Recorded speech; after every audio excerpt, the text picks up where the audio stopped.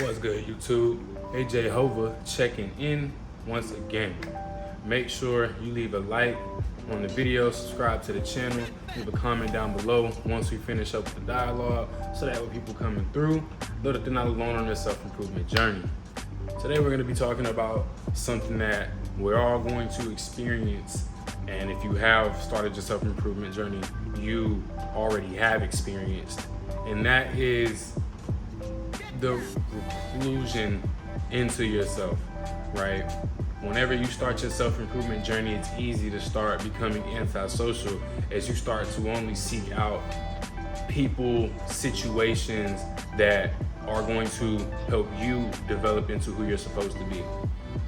So once you get into your self-improvement journey, you're gonna notice that once you have come back to your throne, like I mentioned in another video, and you've evened your temperament out, you know what you're focused on, and you're always working towards those goals, and then to get you further to where you're supposed to be in life, that you're going to want to stay away from, not engage with, and honestly just not deal with people who don't have to do with what you got going on. That's normal. But what it breeds is an antisocial temperament, and that's not what we're aiming for in self-improvement.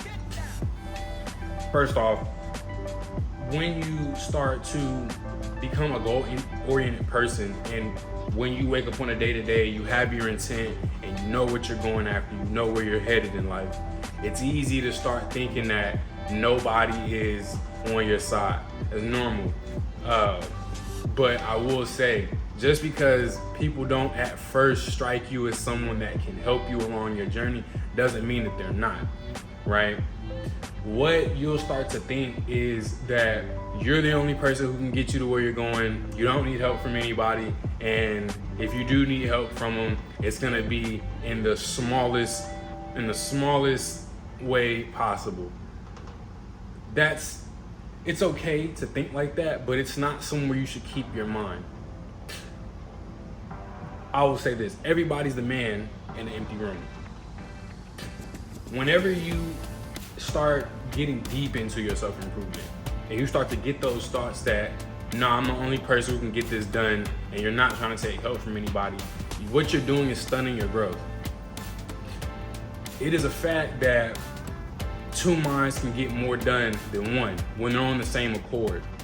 The point of self-improvement, whenever you even your temperament out and you get your mind focused on what you're supposed to be doing, you're supposed to be going out into the world and finding the people who are going to help you along your path. You're supposed to be getting those people on the same accord.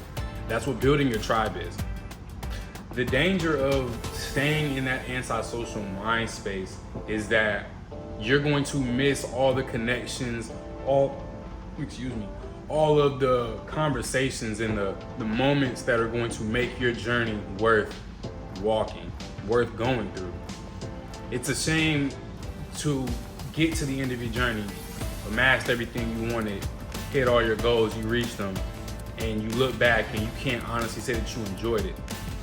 Now, self-improvement isn't something that's always fun, but there is supposed to be a part of you that grows to love the process. You're supposed to love the process like God loved the world when he was on the cross. And you can't be in that sort of headspace if you're being antisocial. You need to be actively, when you get up and you go out in the world, you have to kick up the dust. You gotta be one of the people who kicks up the dust in the world, and you gotta talk to people, you have to engage with folks. Because it's a fact that 2 out of every 10 people is a millionaire, which means that 2 out of every 10 people know something that could help you on your journey. And even if those 2 people don't know something, they have something that you don't, so they could teach you about another facet of the game that you may or may not need down the road. And even if not that, that's now a person that you have within your network. Does it make sense? When you're going along your self-improvement journey and you're just doing everything alone like Batman or some shit, what you'll find is that A, the process is a lot harder, B, progress is made a lot slower, and C, you're not really enjoying it. You're turning into this person that you're supposed to be, but that content that you're supposed to be purging from your nature that you have for yourself is going to grow. But now it's going to be for your highest self. And it's going to make it easier to slip back into those bad habits, because you'll start to think that, if I felt bad before I started self-improvement and I still feel like shit at the end of it when I'm, you know what I'm saying, I've sort of climbed pretty high up on the mountain of self-mastery, then there's no point in doing this and I might as well go back. And that's how you get into that rabbit hole, and that's not good. The danger of being antisocial on your self-improvement journey is that you won't build your tribe.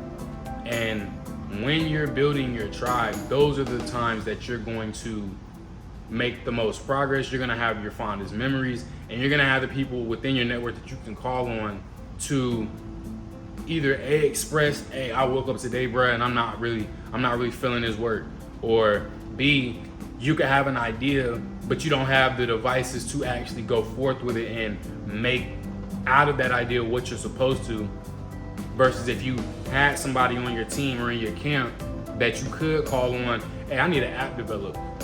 Hey, I need a website built.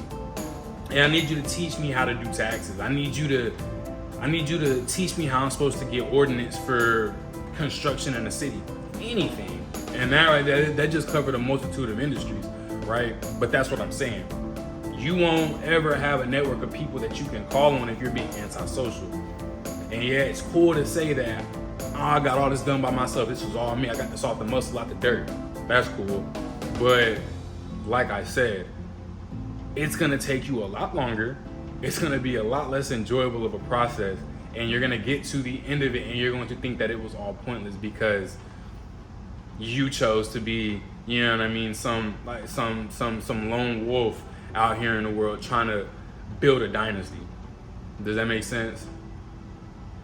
When you are in your self-improvement and you're walking your path, it's important that you're meeting the people who are going to make things easier.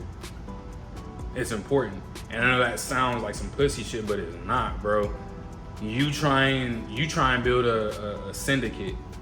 Now, for those of you who don't know what a syndicate is a multitude of businesses. It covers a lot of different industries. And it's something that it's behind the scenes. You would never know what that this person is ahead of all of these things. Like a conglomerate. One that you can look up, for example, is BlackRock. That's an MS one that's American based. Look up BlackRock whenever you leave this video and you'll know what I'm referring to. But you're trying to build a syndicate, but you're trying to do it alone. You will not get that mission accomplished. You won't. Because there are certain roadblocks, and this is with anything, there are roadblocks that you just do not have the knowledge, you don't have the resources to pass. But if you met and you were going out in the world and engaging with people how you're supposed to on your journey, you would, right? I'll leave you with this. If you want to go through this entire process alone, that's okay, more power to you. But it would be a shame for you to get to the end of your journey. You're in your castle, you look around, and it's empty. There's nobody but you. You didn't enjoy it. You didn't have fun. Deion Sanders, it was in a 40, I think it was a 30 for 30. I mean, I'm bullshit. 30 for 30 over Jerry Rice. And towards the end of it, they were asking Deion Sanders, one of his rivals. If you don't know Jerry Rice, he was a receiver. Deion Sanders was a DB. One of his rivals, what he thought of how Jerry Rice approached the game. And you know what Deion Sanders said? He said he didn't enjoy the ride. He didn't enjoy the ride. Jerry Rice is one of the greatest receivers all time. Arguably is the best receiver of all time. But you ask his compatriots what all it was that they thought of his journey, and they said, I don't think he enjoyed the ride at all. I don't think he had fun with it. I don't think he ever reached a point where it was like he was waking up and this didn't just feel like a responsibility or a job. It lost its glimmer to him. That light in his eye that he used to go to the field with, it wasn't there by the time he was done with his career. And that's a shame. That's a shame for everything that man amassed. I will say, aim to be as great as people like Jerry Rice, but do not go about your work the same way. Have fun on your journey. Meet people. Go out and talk to people. Build a brotherhood. Build your tribe. And at the end of it, you have people that you can toast up with. I'm gonna be honest, it's rare that you finish journeys with the same people you start with, but you gotta be okay with that. If that's what you're scared of, connecting with people and it not really panning out the way you think it is, if you live life that way, my friend, you're never going to actually enjoy it. You'll never enjoy this experience, because connection is the point of it all. Becoming who you're supposed to be is supposed to be you growing into somebody who can connect with the world in a meaningful way, who can contribute something meaningful to society. You can't be somebody who helps the populace if you never engage with it. That's everything, man. AJ Hova checking in, checking out. Remember, on your self-improvement journey, keep your chin up, your chest out, and always keep it pushing.